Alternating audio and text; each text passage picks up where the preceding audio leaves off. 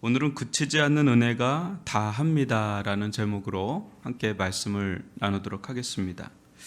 여러분들은 어떤 이로부터 아무 이유도 없이 아무 대가도 없이 그저 내가 좋아서 그런다고 그냥 그렇게 해주고 싶어서 그런다고 하면서 분에 넘치는 호의를 받아본 적 있습니까? 정말 감당이 되지 않을 정도로 무조건적으로 잘 챙겨주는 키다리 아저씨 같은 그런 분 말입니다. 가족 빼고요. 가족은 뭐 그런 마음이 많죠. 거의 제가 볼 때는 없을 것 같은데 있어도 한두 번은 있겠지만 계속 그러신 분이 있을까 그런 생각을 저도 이거 준비하면서 생각을 해봤습니다. 세상살이 하면서 이런 분을 만난다는 것은 아주 특별한 만남이라 봅니다. 왜냐하면 이 세상의 법칙은 내가 한 것이 있어야 받으니까. 그렇죠. 세상은 냉정하리 마치 우리를 평가하죠. 평가는 불친절하리 많지 정확합니다. 그죠? 아니 어느 때는 분노와 억울함이 치밀어 오를 정도로 부정확할 때도 있지요.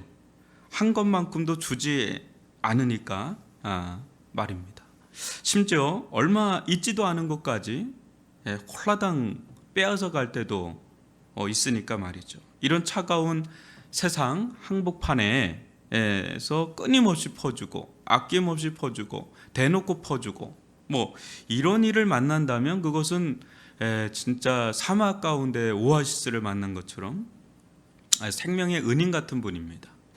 요즘 뭐 프로그램 좀 보다 보면 뭐 얼마 빌려줄 수 있어 뭐 이런 거를 요새 막 이렇게 뭐 재미삼아 하는 건지 모르겠지만 그런 게 요새 막 나오더라고요. 요즘 뭐 여러분도 아시겠지만 이 정인이 사건으로 온 나라가 공분에 차 있죠. 어떻게 16개월밖에 안 된 아이에게 이런 짓을 할 수 있나 말이죠. 문제는 이 아이는 입양된 아이라는 것입니다. 우리는 흔히 입양아를 받아들인 부부를 얼마나 훌륭하게 생각하십니까? 자기 자식도 아닌 남의 자식을 받아들여서 키운다고 하니까 이거 정말 대단한 분들이죠. 차가운 세상에 버려진 이 아이에게 이 가정은 그야말로 키다리 아저씨 같은 또 오아시스 같은 그런 곳이어야 했지요. 그러나 우리가 이제 그 실체를 또 알면 알수록 끔찍한 그런 사실 앞에 살이 떨리고 또 가슴이 아프고 분노가 치밀어 오릅니다. 어디 이뿐이겠습니까? 여러분들은 낙태죄 폐지를 어떻게 보십니까? 이게 오래전 제가 태백에 있는 예수원에 간 적이 있는데 그때 그 살아생전에 대천덕 신부님이 그때 그 자리에 계셨었어요. 영적 거인 같은 분이다 그런 인상을 제가 이렇게 받았는데 그때 그분이 한 말이 아직도 잊혀지지가 않습니다. 이게 한 거의 20년이 지난 건데도 기억이 나요.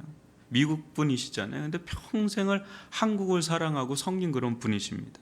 근데 그분이 한국을 위해 기도할 때마다 눈물이 난대요. 너무 마음이 아프대요. 그래서 왜 그렇지 하고 이렇게 듣는데 이게 낙태로 인해서 한국 사람들이 피를 너무 많이 흘린다 이 얘기를 20년 전에 했던 얘기입니다. 지금 선진국을 중심으로 사람됨 이론이라는 것이 유행합니다. 이 이론의 중심은 언제부터 사람인가라는 겁니다. 언제부터 사람인가? 사람됨 이론은 물질적 사람과 인격적 사람을 구분합니다. 사람된 이론은 인격이 완전히 형성되기 이전에는 사람이 아니라고 보는 이론이에요. 근데 이게 선진국을 중심으로 굉장히 보편화된 이론으로 자리 잡고 있어요. 그러다 보니까 낙태가 아주 자유롭게 허용됩니다. 근데 우리는 알죠. 태중부터 이미 한 인격을 가진 사람이라는 것, 또 생명을 소유한 자라는 것.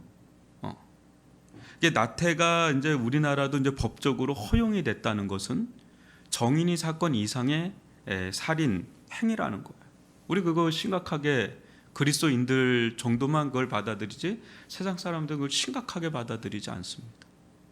김양자 목사님을 아실 겁니다. 그분의 남편이 산부인과 의사셨어요. 그죠?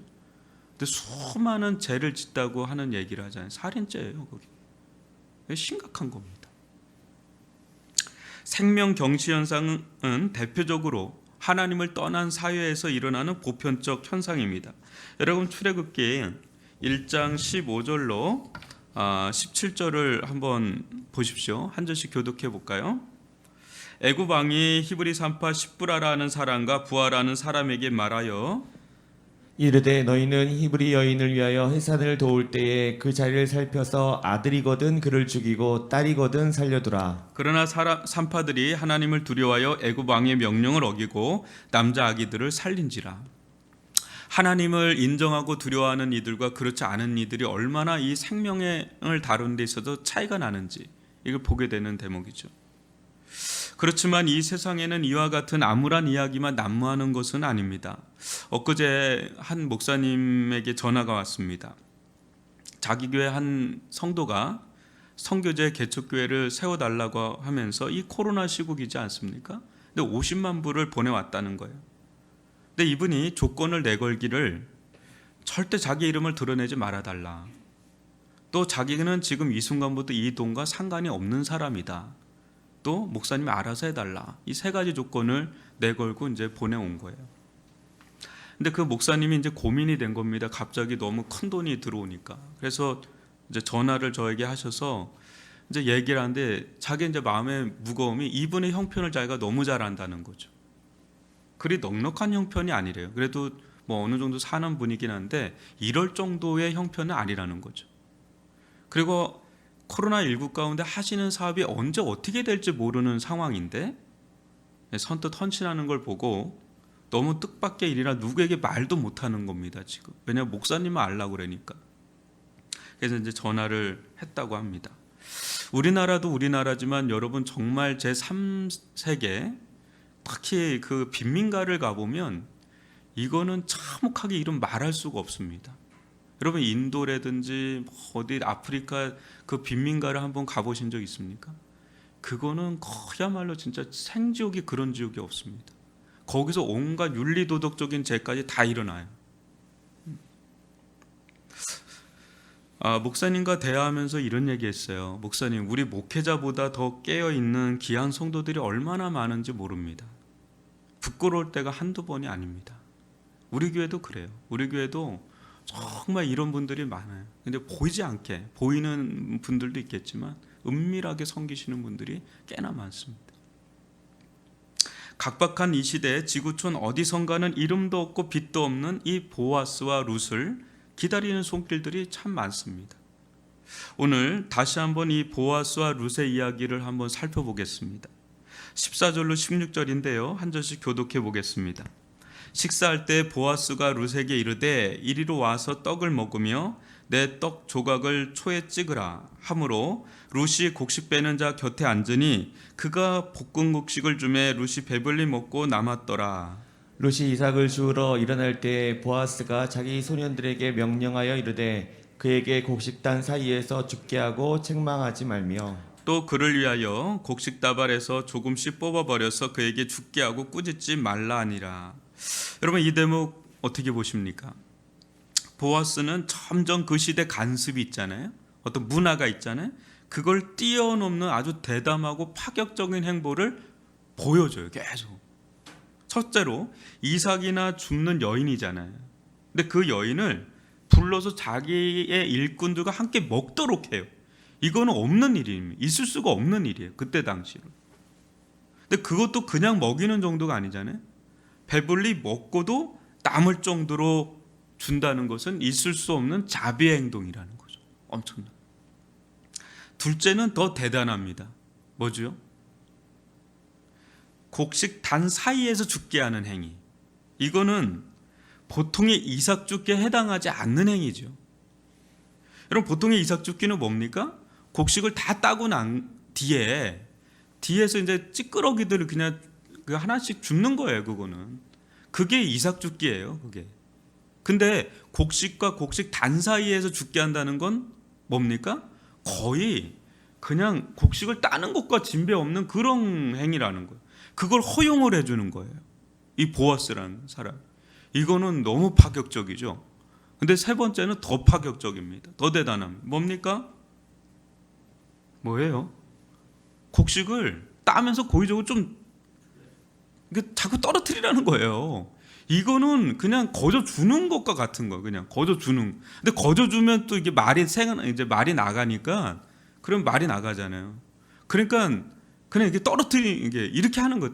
이건 그냥 거저 주는 거예요. 그냥 안겨주는 겁니다. 그냥 확 그냥 안겨주는 거예요. 언제까지 그렇게 하라고 하십니까? 21절을 한번 볼까요? 제가 읽어드릴게요. 모한 여인 룻이 이르되 그가 내게 또 이르기를 내 추수를 다 마치기까지 너는 내 소년들에게 가까이 있으라 하더이다 하니. 이 정도면 보통 이게 떠도는 알바생들이거든요. 이삭 죽기는 이 밭 갔다 저 밭 갔다. 근데 오늘날로 말하면 정규직에 가까운 이삭 죽기 여행입니다. 더군다나 이삭 죽기도 시즌이 있잖아요. 그죠? 그 시즌이 23절을 보면 보리 추수와 밀 추수 때입니다. 이게 무슨 말입니까? 다른 때는 안 나와도 된다는 거예요. 이거 엄청 은혜 아닙니까? 더장 일해야 되는 게 농사일인데 그런 때 안 나와도 되는데 추수할 때는 다 나오라는 거예요. 추수할 때는 다 나와요. 이게 세상 이치하고 아니잖아요. 고생한 사람에게 더 주지 고생도 안 한 사람에게 거저 준, 이거는 있을 수가 없는 일이죠. 근데 복음서로 가면 여러분 3시에 나온 사람 9시에 나온 사람 그거 알죠? 그 비유 똑같이 한 데나리온 주잖아요. 그죠? 이게 복음이에요. 우리로서는 좀 이해도 안 가고 억울하기도 하고 그래요. 일찍 나온 사람은. 그죠? 그런데 보리 추수가 4월에서 5월, 밀 추수가 5월에서 6월이면 2, 3개월입니다. 이게 추수가 보장이 되는 거죠. 이 말은 뭐예요? 수입이 보장되는 거고 생활이 보장이 되는 그런 거죠. 여기서 이 여인이 하루 얻은 양을 한번 살펴볼까요? 17절입니다. 룻이 밭에서 저녁까지 줍고 그 주운 것을 떠니 보리가 얼마예요? 한 에바쯤 되는지. 제가 이거 가지고 어제 하루 종일 아니지만 한 몇십 분을 이거에 한번 알아봤어요. 한 에바가 어느 정도? 한 에바가 보통 22리터더라고요. 이거를 이제 우리나라 계량으로 따지니까 쌀 12대입니다. 이제 우리 같은 젊은 사람들은 이제 한 대, 두 대 개념이 별로 없어요. 근데 어르신들은 한 대, 두 대 이 개념이 크잖아요. 쌀 한 대 무게가 1.6kg더라고요. 근데 이게 서울 건하고 지방이 좀 다른데 근데 지방이 1.6kg입니다. 근데 12대면 19.2kg가 되더라고요. 근데 보통 한 끼 푸짐한 1인분이 여러분 몇 g인지 아십니까? 이것도 제가 어제 찾아보느냐고. 한 끼 1인분으로 딱 쌀밥을 먹는데 1인분으로 딱 풍성한 1인분이 있어요. 근데 많이 먹는 분들은 뭐 더 많이 먹겠지만 한 150g이라고 그러더라고요. 그러니까 두 명의 여인이 하루 세 끼를 먹는다고 쳐서 제가 계산을 해보니까 이 한 에바가 21일 분량이더라고요. 요새 다이어트 많이 하니까 저보다 더 많이 먹을 수도 있다고 보는데 엄청난 양을 하루에 걷어들인 거예요. 제가 이것을 2, 3개월을 한다고 생각을 하고 주 5일 근무로 한번 생각을 해보니까 이게 2, 3년치의 양이더라고요. 와, 제가 여기서 깜짝 놀랐어요. 이게 뭐야? 이게 복음입니다. 저는 여기서 특히 14절에 나오는 이 배불리 먹고 남았더라 이 대목이 여러분 눈에 확 들어오는데 여러분 뭐 어디서 많이 본 것 같은 느낌 들지 않으세요? 얼굴이들 왜 그러시는지. 예수님께서 오병이어 사건하고 칠병이어 사건 할 때 수많은 사람들을 먹인 후에 고백이 똑같아요. 배불리 먹고 남았더라. 이게 똑같은 언어입니다. 이 하나님의 헤세드, 하나님의 은혜와 그 긍휼의 풍성함은 째째하지 않는다는 거예요. 하나님의 나라는 측량할 수 없을 정도로 풍성한 나라입니다. 한마디로 다 배불리 먹고도 남는 나라. 이것이 바로 하나님의 나라요, 예수 그리스도 안에 있는 측량할 수 없는 은혜요, 복음 안에 있는 풍성함인 줄 믿습니다. 사랑하는 성도 여러분, 우리 힘으로는 이 우리의 욕망을 이길 수가 없습니다. 세상 욕망의 실체가 무엇입니까? 이 욕망의 실체가 무엇입니까? 그것은 구십력이에요. 구십력. 작게 가진 자나 많이 가진 자나 상관없어요. 세상 욕망에 지배받고 있는 이상 자기 중심으로 끌어당기는 힘이 강하지 다른 이에게 나눠주는 원심력이 강하지가 않습니다. 우리는 도저히 이해되지 않아서 욕할 때가 많잖아요.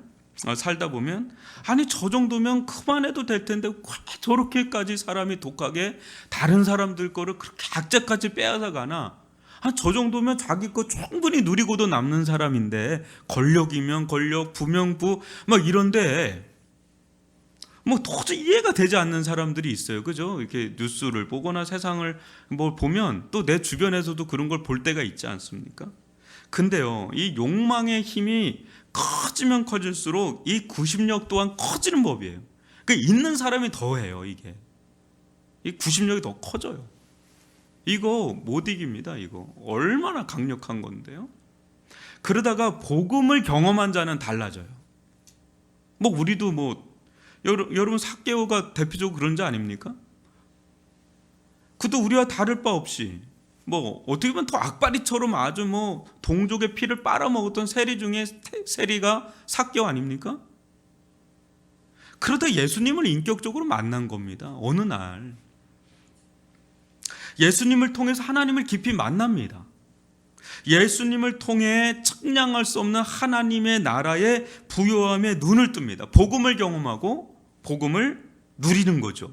그때 그는 정반대의 사람이 되잖아요. 그게 여러분 가능한 일이야? 한나절 예수님하고 있다고 해서 뭐가 달라질 게 있나요? 근데 달라지잖아요. 어느 정도로 달라지는지 여러분 아시죠? 누가복음에 보면 구심력이 그렇게 강했던 사람이잖아요. 누구보다 강했던 사람이 완전히 원심력으로 강한 사람으로 완전히 돌변해서 자기 재산의 절반 자기가 누군가에 토색을 해서 4배를 갚아준 율법을 뛰어넘는 얘기를 해요. 율법을 지키기도 어려운데 율법을 뛰어넘는 능가하는 그런 고백을 하는 거는 이 복음의 탁월성이죠. 왜 복음을 안 사람이에요? 복음에 눈 뜬 사람, 복음을 누린 사람이 돼버린 거예요. 하나님의 나라에 눈이 떠진 거죠. 누린 사람이죠.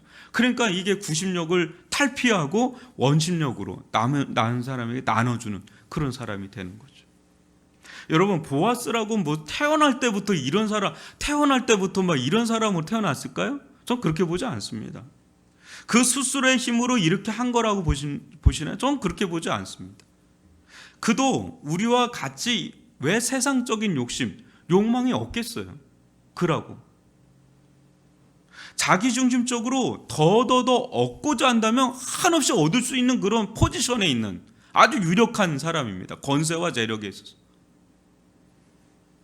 그런데 그 힘보다 더 강한 힘이 그를 주장하고 장악하고 있는 거예요.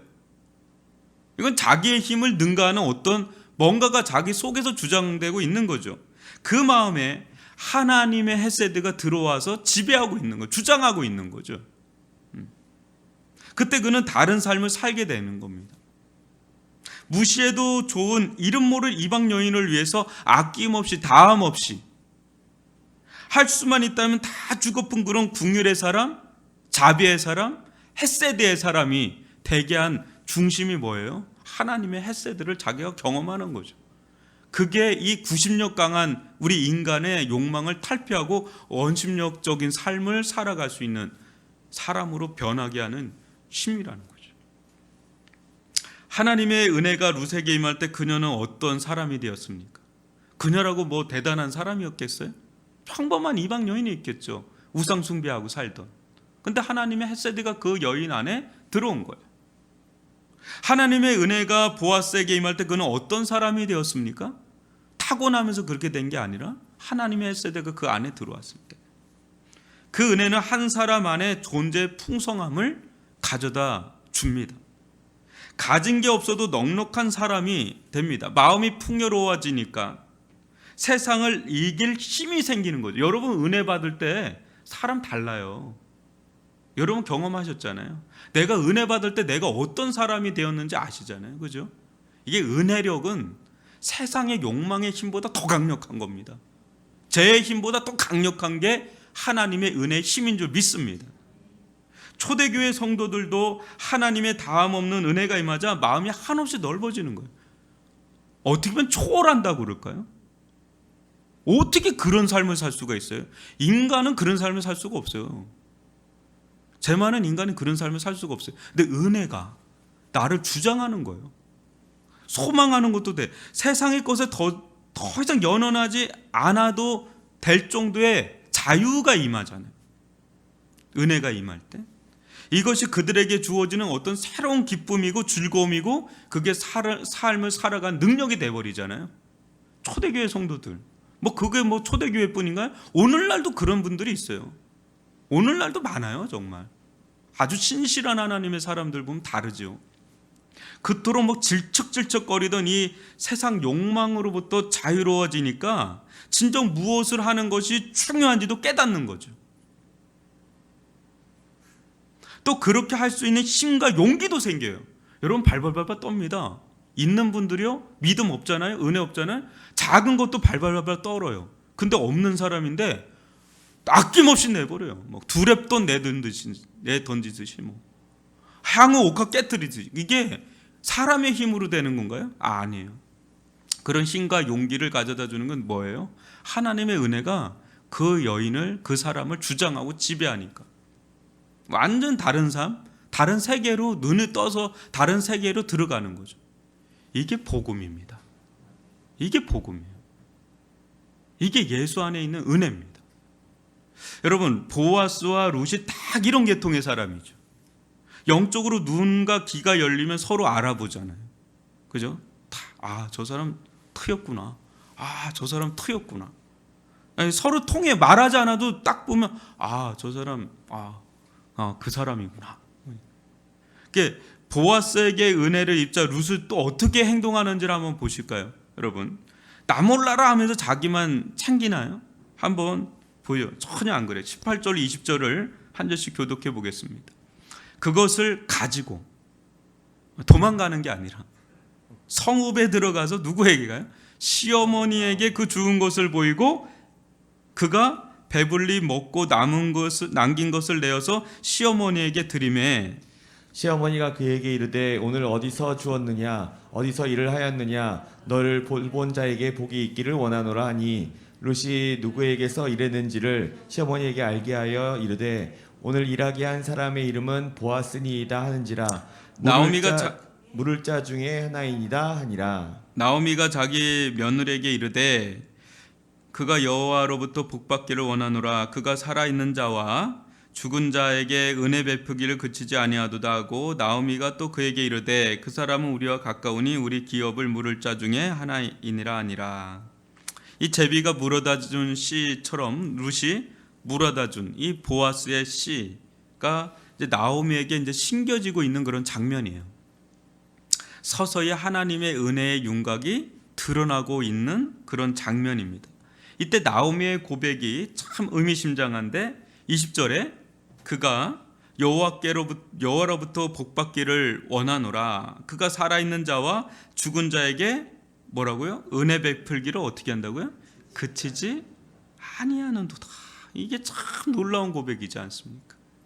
그치지 아니하는 은혜 베풀기. 이것이 나오미가 볼 때 보아스 안에 있는 것이었어요.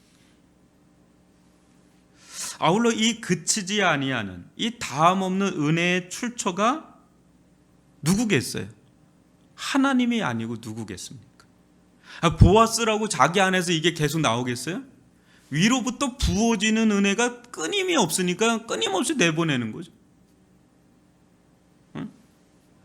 하나님께 끊김없이 은혜의 젖줄이 보아스에게 대어주고 있는 거예요. 지금 상황이. 그러니까 보아스는 그 은혜의 젖줄 누구에게 대고 있는 거예요? 룻에게 대고 있는 거고 룻은 그걸 또 누구에게 대고 있는 거예요? 나오미에게 대고 있는 은혜의 선순환이 계속 이루어지고 있다는 겁니다. 하나님의 은혜의 젖은 마치 젖이 마른 어머니의 품처럼 될 때도 있지만 차고도 넘치도록 풍성한 품일 때도 있습니다. 그것은 하나님께 있기보다 우리에게 있어요. 하나님은 늘 우리에게 풍성하게 흘려보내시기를 원하지만 우리가 하나님이 아닌 다른 우상의 젖을 빨려고 달려들면 일순간에 말라버려요. 그 신기해요. 하나님이 일순간에 그 은혜를 탁 차단해버려요. 그러나 다시금 돌이켜서 하나님의 은혜의 젖을 갈구하듯 갈구하면 하나님은 언제 그랬냐는 듯이 우리를 안아서 자기의 은혜의 젖을 딱 물게 하시는. 왜? 자녀니까. 자기 백성이니까.